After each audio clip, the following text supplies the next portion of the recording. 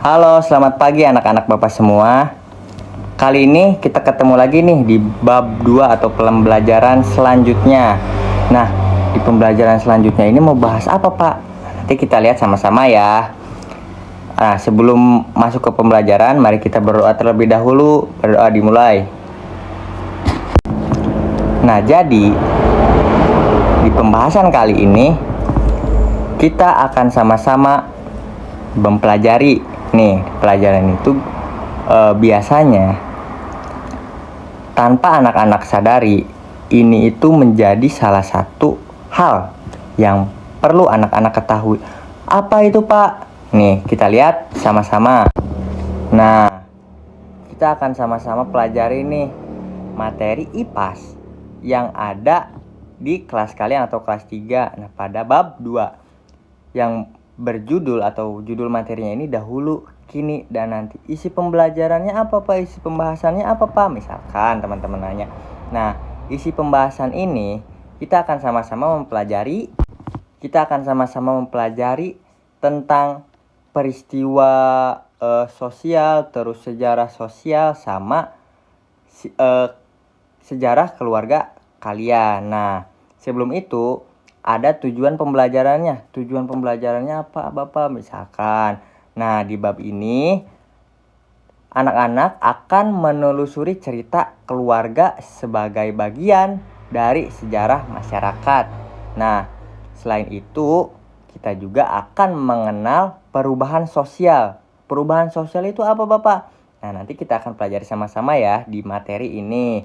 Nah, perubahan sosial yang ada di lingkungan tempat tinggal kita, mulai dari asal-usul keluarga, terus kebiasaan masyarakat, dan sejarah-sejarah yang ada di lingkungan atau di desa kita ini. Begitu.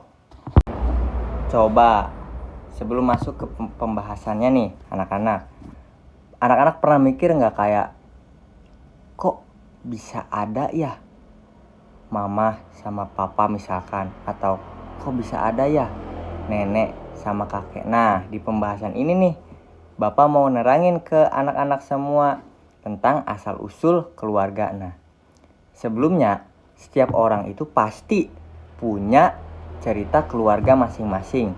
Nah, keluarga itu bukan cuma ayah, ibu, adik, atau kakak, tapi juga ada kakek, ada nenek, terus ada paman, ada bibi, dan ada sepupu-sepupu lainnya.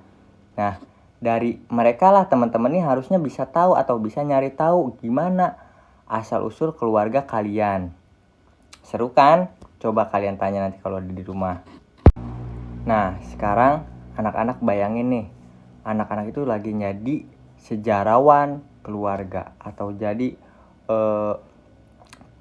pengamat keluarga. Nah, di sini ada silsilah. Silsilah itu apa, Pak? Nah, silsilah itu kayak gambar yang ada di sini nih. Nah, yang paling bawah di sini ada gambar kalian misalnya. Terus ada garis lagi yang menghubungkan ke atas. Nah, di posisi yang kedua ini ada ayah dan juga ibu kalian. Nah, sedangkan ikuti garis lagi ke atas. Nah, di sini ada dua orang tua nih. Ada dua ayah sama ada dua mama. Nah, yang garis atasnya atau yang atasnya gambar ayah kalian itu adalah kakek atau nenek atau biasa disebut ayah dari ayah kalian. Nah, sedangkan yang sebelah kanan sebaliknya, ada dua orang tua, itu kakek nenek, tapi kakek nenek ini beda sama kakek nenek yang sebelah kiri. Nah, yang sebelah kanan itu adalah ayah dari mama kalian dan ibu dari mama kalian, terus sampai atas. Itu yang biasa disebut silsilah keluarga. Ketika teman-teman lihat gambar kayak misalkan di museum ada gambar pahlawan, tapi kayak gini berarti itu silsilah pahlawan. Gitu. Nah, sebelum masuk ke pembahasannya, Bapak mau tanya lagi nih sama kalian.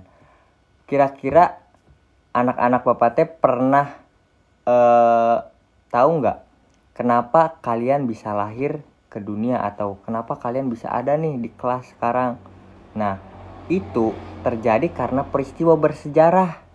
Nah, peristiwa bersejarahnya itu ketika mamah sama bapak kalian ini belum saling kenal.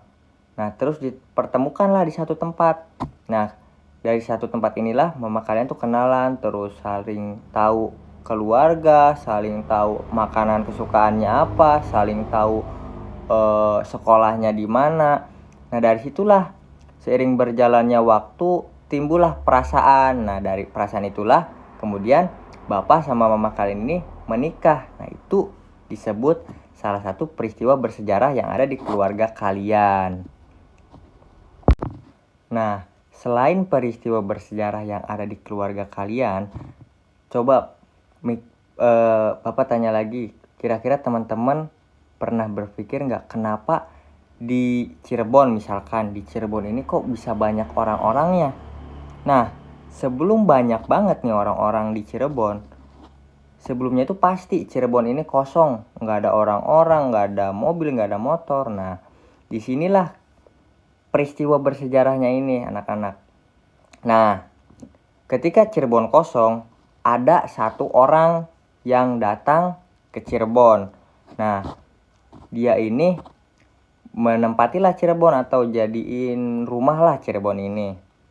Terus juga mungkin dulu tuh ada salah satu cewek nih atau ya cowok sama cewek ini ketemu di Cirebon sehingga mereka berkenalan, terus mereka menikah, mereka punya anak, sampai anaknya ini ketemu lagi sama cewek, terus anaknya ini ketemu lagi sama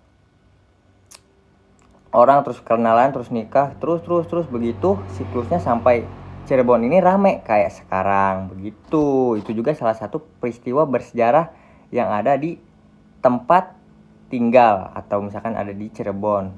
Nah, biasanya dari peristiwa bersejarah itulah meninggalkan benda-benda bersejarah kayak keris, karena mereka dulu tuh pasti mencari makannya itu bagaimana. Nah, mereka bikinlah senjata kayak misalkan keris, terus kujang, dan masih banyak lagi.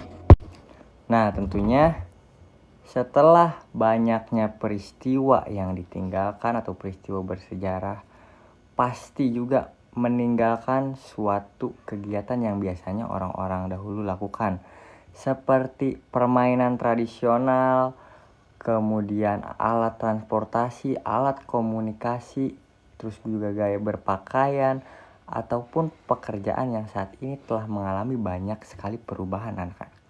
Nah, biasanya kehidupan manusia juga selalu berubah-ubah seiring berjalannya waktu. Nah, hal itu yang disebut dengan perubahan sosial. Nah, kalau misalkan perubahan sosial nih, permainan tradisional. Nah, orang-orang dulu itu sering banget menciptakan permainan mulai dari nih gambar yang ada di bawah. Itu ada congklak, terus juga yang tengah ini ada engklek, dan yang ketiga ada gasing. Nah, orang-orang dulu ini biasanya memainkan alat ini untuk mereka lakukanlah ke anak-anak supaya anak-anak mereka bisa saling bersosialisasi. Nah, seiring berjalannya waktu, permainan tradisional ini mulailah sedikit demi sedikit tergantikan oleh adanya permainan yang sekarang ada di HP misalkan. Nah, permainan tradisional dahulu juga pernah saling berubah lah, atau yang mulai dari congklak terus ke engklek terus ke gasing terus sampai sekarang ke HP. Nah, kemudian ada alat transportasi. Alat transportasi dahulu orang-orang ini selalu pakai delman. Nah, sering berjalannya waktu kayaknya kalau misalkan pakai kuda, kasihan kudanya ya. Orang-orang mulailah bikin motor, bikin mobil, bikin kereta, bikin pesawat bahkan. Nah, terus juga ada alat komunikasi. Nah, alat komunikasi orang-orang dulu tuh biasanya paketnya surat. Nah, pakai surat lah, kemudian dikirim ke misalkan orang Cirebon pengen tahu kabar, bikinlah surat apa kabar, terus dikirim ke Jakarta. Lewat apa? Lewat kantor pos orang dahulu. Nah, sekarang mah gampang, tinggal ketik gimana kabarnya di WA atau di HP, langsung kekirim. Nah, itu yang dinamakan perubahan sosial dari segi alat komunikasi. Nah, selain dari alat komunikasi, ada juga cara berpakaian. Nah, tadi kan ada transportasi kan dari delman ke mobil atau ke motor. Nah, kalau di sini ada cara berpakaian. Nah, cara berpakaian di sini nih contohnya. Orang-orang dulu pasti mereka itu bikin batik, bikin kebaya, itu yang dinamakan pakaian tradisional. Nah, seiring berjalan waktu mungkin mereka bosan lah pakai, wah masa batik terus, masa pakai kebaya terus. Nah, mereka bikinlah semacam kaos. Terus juga kaos udah bikin, kayak mereka bosan lagi, bikinlah kemeja. Terus mereka bosan lagi, bikinlah jaket. Nah, itu yang dinamakan perubahan sosial dari sisi atau dari segi pakaian. Nah, selanjutnya ada rumah. Nih, orang-orang dulu itu biasanya pakai rumah itu dari bahan simpel, kayak semacam kayu, terus dedaunan dan lain sebagainya. Nah, karena cuaca di Indonesia itu kan sering ada angin besar, ada hujan, atau bahkan gempa, yang bikin yang bikin rumah-rumah dari kayu sama daun ini gampang rusaknya. Nah, mereka mikirlah caranya bagaimana supaya ketika ada hujan, ketika ada angin, ketika ada gempa, rumah mereka ini nggak rusak. Nah, bikinlah rumah yang dari batu. Terus juga dari seiring berjalannya waktu, batu ini kalau misalkan kena gempa gampang geser, gampang rusak kan. Seiring berjalannya waktu, gimana nih biar cara batu ini nggak geser atau enggak bolong, mereka bikinlah semen. Nah, sampai sekarang kan ruangan-ruangan kelas di sini pakainya semen semua. Karena apa? Semen itu paling kuat, nahan angin, nahan panas, nahan hujan, nahan gempa. Nah, selanjutnya ada surat ke HP. Nah, ini juga perubahan sosial dari segi komunikasi, atau dari segi kayak komunikasi itu apa, Pak? Komunikasi itu biasanya nih, teman-teman ngobrol kayak, hari ini ada PR nggak ya? Itu sebagai contoh dari komunikasi. Nah, sama halnya kayak surat sama HP, ini biasanya perubahan sosial ini terjadi karena orang-orang nih, aduh bosen, aduh capek harus ke kantor pos buat ngirim surat, buat tanya kabar.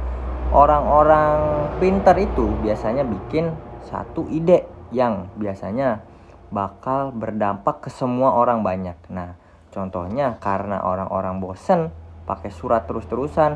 Surat ini kan bahannya itu dari kayu kan.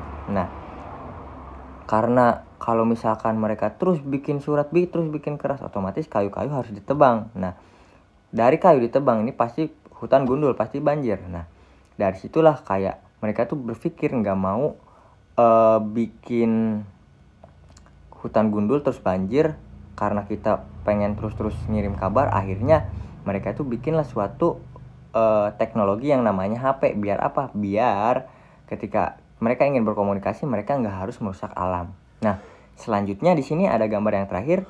Nah, di gambar yang terakhir ini nih, biasanya anak-anak dahulu itu untuk mereka bermain, mereka itu bermain mainan-mainan tradisional atau mainan-mainan zaman dahulu, kayak congklak lah yang tadi Bapak sebutkan. Nah, seiring berjalannya waktu, karena kan timbulnya HP ini yang bisa bikin satu kegiatan dalam satu barang, yaitu HP, bisa nanya kabar, bisa main games. Nah, seiring berjalannya waktu terjadi perubahan sosial yang banyak banget.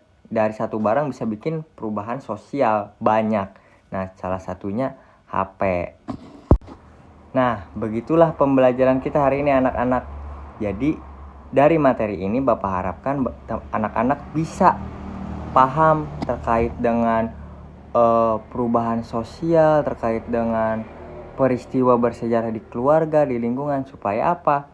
Supaya di kemudian hari anak-anak Bapak bisa bermanfaat gitu, karena anak-anak Bapak belajar tentang peristiwa bersejarah dan perubahan sosial. Nah, dari situ anak-anak Bapak harus mengisi lembar yang Bapak bikin.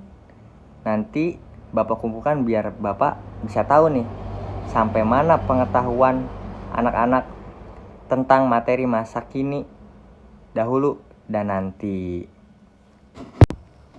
Oke, dari pembelajaran ini Bapak harapkan semoga anak-anak semuanya bisa paham, bisa melakukan, sama bisa menjadi contoh untuk anak-anak dan generasi selanjutnya. Akhir kata, wassalamualaikum warahmatullahi wabarakatuh. Sekian video pembelajaran dari Bapak. Dadah.